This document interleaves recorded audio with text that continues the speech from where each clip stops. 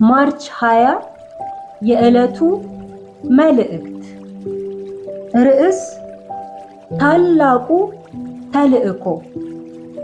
እንግዲህ ሂዱና አሕዛብን ሁሉ በአብ በወልድና በመንፈስ ቅዱስ ስም እያጠመቃችኋቸው ያዘዝኋችሁንም ሁሉ እንዲጠብቁ እያስተማራችኋቸው ደቀ መዛሙርት አድርጓቸው።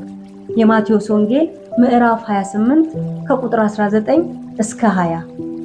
እግዚአብሔር አምላክ የተልእኮ አምላክ ነው። በየዘመናቱ አገልጋዮችን እያስነሳ በኃጢአት ውስጥ እየኖረ ያለን ትውልድ ለመመለስ ስራ በመስራት ላይ ነው። ጌታችንም ከሞት ከተነሳ በኋላም ይህንኑ ተልእኮ ለደቀ መዛሙርቱ ሲሰጣቸው እንመለከታለን። የጌታ ተልእኮ ትውልድን ደቀ መዛሙርት እንድናደርጋቸው ነው። ደቀ መዝሙር ለማድረግ ደግሞ የጌታን ትምህርት ማስተማር ይገባል። ይህም በተመለከተ ሁለት ነገሮችን ላንሳ። የመጀመሪያው በስብከት ደቀ መዝሙር ማድረግ አንችልም። በስብከት ተከታይ ማድረግ ሲቻል፣ በትምህርት ግን ደቀ መዝሙር ማድረግ ይቻላል። ሁለተኛው የእኛን ትምህርት እያስተማርን ጌታን የሚመስሉ ደቀ መዛሙርት መጠበቅ የለብንም። ምክንያቱም ትምህርቱ የኛ እንጂ የጌታ አይደለምና።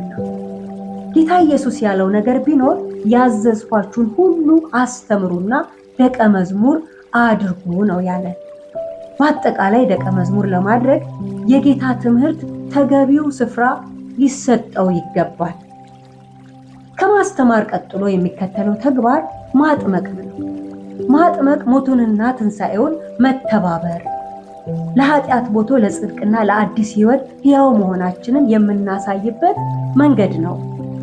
ስለዚህ ለተልእኮ ከፍተኛ ትኩረት እንስጥ። መጽሐፍ ቅዱስን በአጭር ቃል አስቀምጡ ብንባል የምንሰጠው ምላሽ ማንነትና ተልእኮን ነው።